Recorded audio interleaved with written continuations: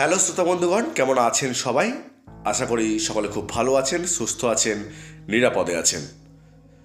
তো আজকে আমাদের ভূত ভীষণ পডকাস্ট চ্যানেলে যারা ঘটনাটি শুনতে চলে এসেছেন, তারা প্রতি শুক্র ও রবিবারের মতোই জানেন যে আমাদের চ্যানেলে যে ভৌতিক ঘটনা শোনানো হয় সেগুলো কিন্তু বিভিন্ন দেশ থেকে কিন্তু আসে, শুধু আমাদের দেশ থেকে বা জেলা থেকে নয় বা রাজ্য থেকে নয়।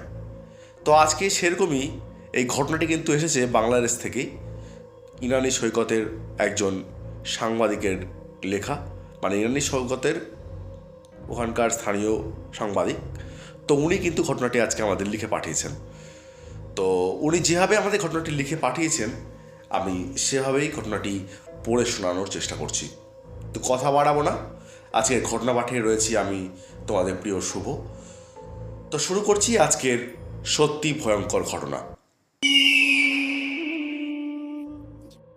হাই, আমি মিজানুর রহমান, কক্সবাজারের স্থানীয় সাংবাদিক। আমার কাজ শুধু খবর লেখা নয়, বরং শব্দের জালে এমন সত্য তুলে আনা যা দিনের আলোয় বিজ্ঞান আর রাতের অন্ধকারে লোককথা হয়ে থেকে যায়। কক্সবাজারের ইনানির লালবালি তেমনই এক রহস্য, যা আমাকে 2 বছর ধরে তাড়িয়ে বেড়াচ্ছে।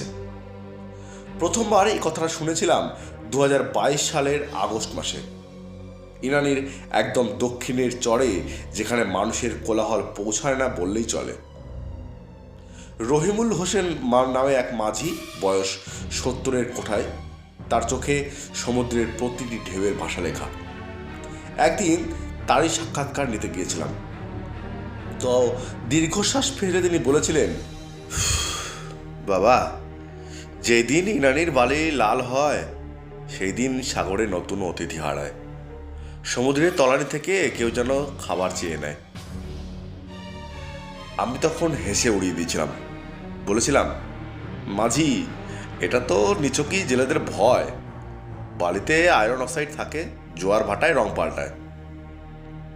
তো রহিমুল মাঝি আমার চোখে চোখ রেখেছিলেন। তার চোখ জোড়া ছিল নোনা জলের মতো ভেজা। তিনি বলেন, না বাবা, সব রং বিজ্ঞান দিয়ে মাপা যায় না। এই রংটা রক্তের মতো গরম, আর এই বালি নিঃশ্বাস ফেলে।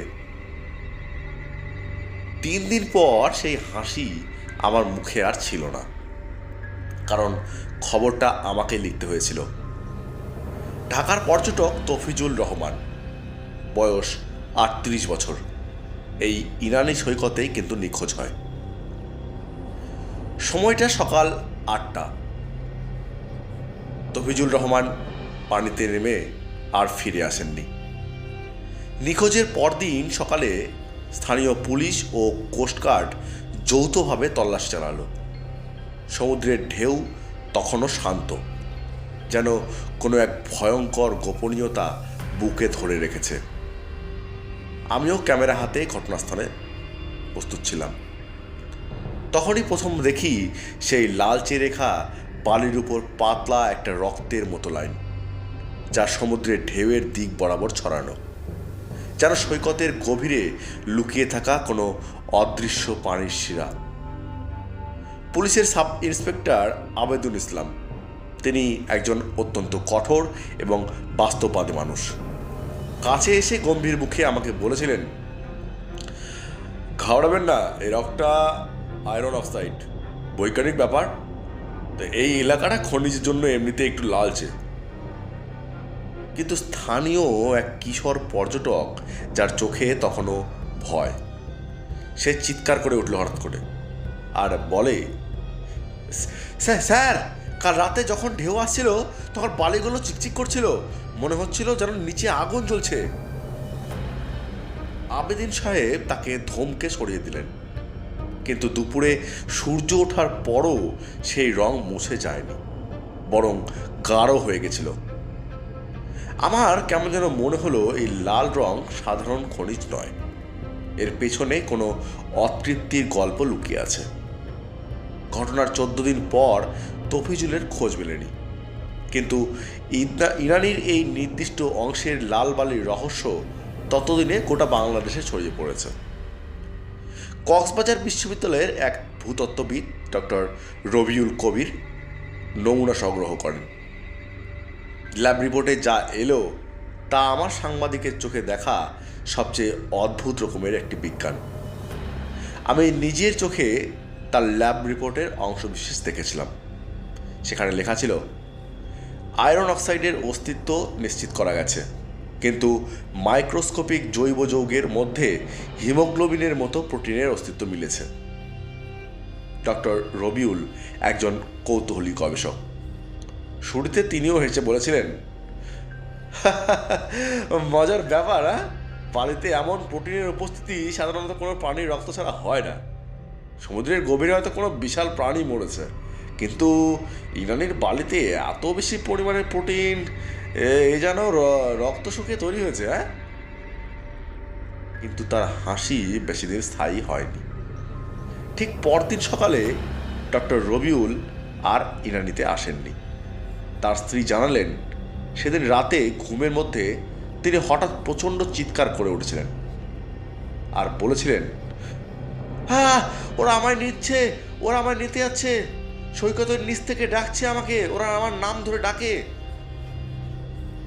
ভয়ে তিনি এমন জড়সড় হয়ে গেলেন যে পরদিন থেকে সাংবাদিকদের সঙ্গে কথা বলা বন্ধ করে দেন। গবেষণার ফাইলও তিনি বিশ্ববিদ্যালয়ে আর জমা করেননি। আমার মনে হলো ডক্টর রবিউল বালির গভীরে এমন কিছু সন্ধান পেয়েছিলেন যা শুধু প্রোটিন বা খনিজ নয়, বরং দীর্ঘকাল ধরে জমা হওয়া কোনো স্মৃতি। 2023 সালের মার্চ মাস। এইবার ঘটনাটি আর রেখায় আটকে রইল না। ইরানির একদম দক্ষিণের অংশে হঠাৎ বালির পুরো স্তর লাল হয়ে উঠল, প্রায় 0.5 কিলোমিটার জুড়ে, যেন সমুদ্র কোনো ভয়াবহ ক্ষতকে উন্মোচন করে দিয়েছে। কক্সবাজারের ফটোগ্রাফার শরীফুল ইসলাম এই ঘটনাটি ভিডিও করে ফেসবুকে দেন। ভিডিওটির মান খুব খারাপ ছিল না, কিন্তু যা দেখা গেল তা আমার মেরুদণ্ড দিয়ে ঠান্ডা স্রোত বইয়ে দিল।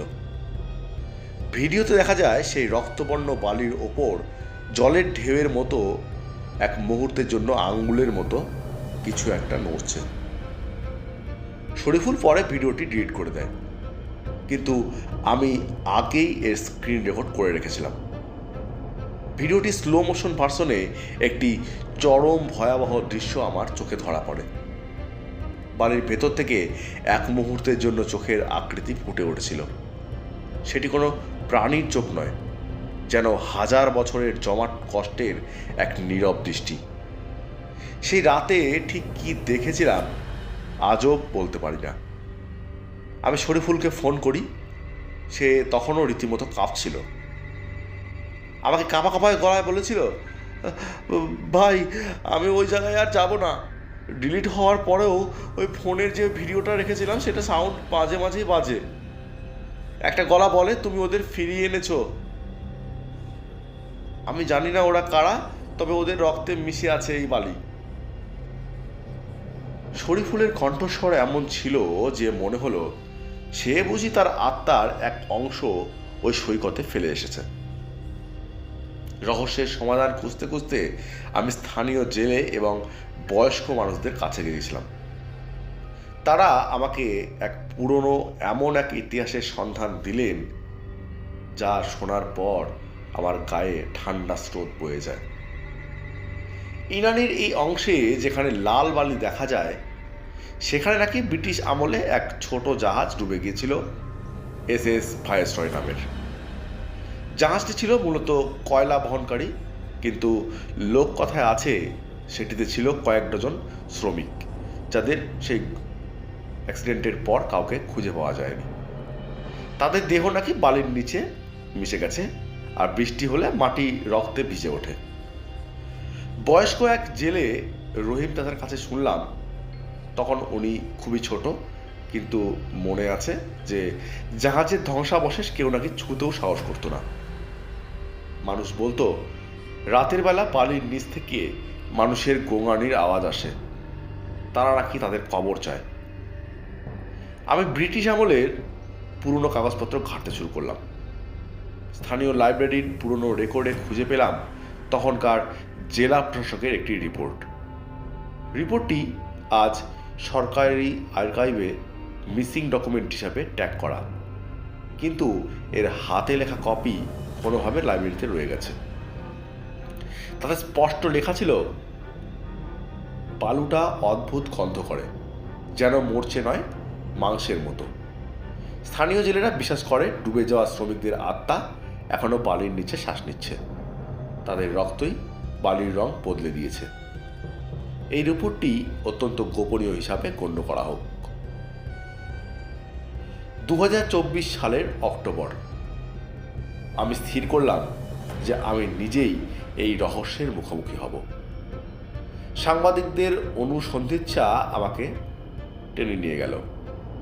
আমি এক রাতে ইরানিতে ক্যাম্প করলাম, সেই দক্ষিণ অংশে যা সবাই এড়িয়ে চলে। আমার কাছে ছিল একটি হ্যান্ডহেল্ড থার্মাল ক্যামেরা, বিজ্ঞান এবং রহস্যের মাঝামাঝি এক সন্ধানে। ঢেউয়ের শব্দে নীরবতা আরও গাঢ় মনে হচ্ছিল। তখন রাত 1:37। ক্যামেরার সেন্সার হঠাৎ হালকা উষ্ণতা ধরা পড়ল, 36 ডিগ্রি সেন্টিগ্রেড, ঠিক মানুষের শরীরের তাপমাত্রা। আর সেই স্পটে দেখা যায় কালচে রেখা ধীরে ধীরে ঢেউয়ের নিচে গলে যাচ্ছে। যখন কেউ গভীর ঘুমে পাশ নিচ্ছে সেই রকমই মনে হলো। আমি ভয়ে ভয়ে কাছে গেলাম। তখন আমার পায়ের নিচের বালি যেন কাঁপছে, যেন কিছু ভেতর থেকে নিঃশ্বাস নিচ্ছে, এরকমটাই মনে হচ্ছিল। সাগরকে তখন প্রথমবার আমি জীবন্ত মনে করেছিলাম। আমি হয়তো ভুলও হতে পারি, তবে কিন্তু সেই দিনের ঢেউয়ের শব্দটা স্বাভাবিক ছিল না। আর ঢেউয়ের আওয়াজের ভেতর যেন কেউ বিড়বিড় করছে, একটা চাপা বহু কণ্ঠস্বর এক হয়ে ফিসফিস করছিল। সেখান থেকে আমি আওয়াজ পাচ্ছিলাম, আমরা উঠব, আমাদের রক্ত ফিরিয়ে দাও। সেই কণ্ঠস্বরগুলো কোনো বাতাস বা ঢেউয়ের শব্দ ছিল না। আমি স্পষ্ট অনুভব করলাম আমার পায়ের নিচে লুকিয়ে আছে শীতল দেহগুলো, যারা এখনও তাদের রক্ত দাবি করছে। আমি তখন আর এক মুহূর্ত দাঁড়াইনি, শুধু উল্টো দিকে দৌড়ে গেছিলাম। আজও মাঝে মাঝে ইরানির লোকজন বলে, রাতে সমুদ্রের ঢেউ লাল আলো ছড়ায়, আর সকালে দেখা যায় বালির নিচে ছোট ছোট বাবল উঠছে। বিজ্ঞানীরা বলে এটা বালির তলদেশের গ্যাস, কিন্তু খালেক মাঝি আজও সেই কথা বলেন, না বাবা, এটা রক্তের নিঃশ্বাস, ওরা এখনও ওইখানেই আছে। যারা হারায় তাদের আত্মা বালিতে মিশে যায়, আর নতুন কেউ হারানো মানে ওদের দলের একজন বাড়ে। ইরানের লাল বালি এখনও বিজ্ঞান ও লোককথার মাঝামাঝি এক রহস্য হয়ে দাঁড়িয়ে আছে। কেউ জানে না পরের বার ঢেউয়ে যখন বালি লাল হবে তখন সমুদ্রের গভীরে আরও কোন নাম ডাকবে। আর এই সৈকতের নিচে কজনেরই বা উষ্ণ নিঃশ্বাস লুকিয়ে আছে। এতে এই ঘটনাটি আমি আমার সাংবাদিকতার জীবনে 3-4 বারই উপলব্ধি করেছি। পরবর্তীতে সেই ঘটনা কিন্তু বাংলাদেশের প্রতিটি মানুষের কাছে কিন্তু পৌঁছেছিল। তো সেই ভিডিওটি যে শরীফুল করেছিল, সেই ভিডিওটি কিন্তু খুব ভাইরাল হয়েছিল। তো এই ঘটনাটি আজকে তোমাকে লিখে পাঠালাম, যদি পড়ে শোনানোর উপযোগী হয় তাহলে তোমার চ্যানেলে পড়ে শুনিও। ভালো থাকবেন, আর এরকমই আমাদের অন্যান্য গল্প কিন্তু পাঠতে থাকবেন। আমার এই সমস্ত ঘটনা খুবই ভালো লাগে শুনতে। তো আমারও যে এক্সপিরিয়েন্সটা ছিল আমার লাইফে, সেটি কিন্তু আমি শেয়ার করলাম। তো ভালো থাকবেন, এই দোয়া করলাম। তো শ্রোতা বন্ধুগণ, এই ছিল আজকে সত্যি ভৌতিক ঘটনা, যেটি কক্সবাজার থেকে কিন্তু আমাদের মিজানুর রহমান ভাই লিখে পাঠিয়েছিলেন। তো আপনাকে অসংখ্য ধন্যবাদ মিজানুর ভাই, আমাদের চ্যানেলে আপনার এই ঘটনাটি শেয়ার করার জন্য। তো শ্রোতা বন্ধুগণ, আপনারা যারা ঘটনাটি শুনলেন, আপনাদের এই ঘটনাটি কেমন লাগলো সেটি কিন্তু কমেন্ট বক্সে কমেন্ট করে জানাতে ভুলবেন না। ঘটনাটি যদি আপনাদের সত্যিই ভালো লেগে থাকে তাহলে একটি লাইক দিয়ে আমাদের উৎসাহিত করবেন। আর আপনাদের যদি এরকম কোনো ঘটনা জানা থাকে বা আপনাদের সাথে কোনো ঘটনা ঘটে থাকে তাহলে কিন্তু সেই সব ঘটনা কিন্তু আমাদের লিখে পাঠাতে পারেন আমাদের হোয়াটসঅ্যাপ নাম্বারে বা আমাদের চ্যানেলের ভেরিফাইড ইমেল আইডিতে ইমেল করে। তা আমাদের যদি এরকম কোনো ঘটনা লিখে পাঠাতে চান তাহলে আমাদের হোয়াটসঅ্যাপ নাম্বার হলো 9563116731। এছাড়া আপনারা যদি ইমেল করে ঘটনা পাঠাতে চান তাহলে আমাদের চ্যানেলের ভেরিফাইড ইমেল আইডি হলো bhutbhishonstory@gmail.com। আপনারা আমাদেরকে ঘটনা লিখে পাঠান, আমি এই কামনা করব। আপনারা যদি দেশের বাইরে থেকে মানে আমাদের ভারত ছাড়াও অন্যান্য কোনো দেশ থেকে লিখে পাঠাতে চান আপনার সঙ্গে ঘটা বা আপনার জানা ঘটনা, তাহলে হোয়াটসঅ্যাপে আমাদের সঙ্গে যোগাযোগ করুন এবং আপনার সেই ঘটনাটি কিন্তু আমাদের সঙ্গে শেয়ার করুন। তো যারা আজকে আমাদের এই ঘটনাটি প্রথমবার জন্য শুনলেন, আপনাদেরকে বলবো যে যদি আপনারা এখনও চ্যানেলটি সাবস্ক্রাইব করে না থাকেন তাহলে চ্যানেলটি সাবস্ক্রাইব করে রাখুন, আর পাশে থাকা বেল আইকনটিকে টাচ করে নোটিফিকেশান অন করে রাখুন, যাতে পরবর্তী ঘটনা আপলোডের সাথে সাথে সেই ঘটনাটি আপনার কাছে পৌঁছায় এবং আপনি সেই ঘটনাটি শুনতে পারেন।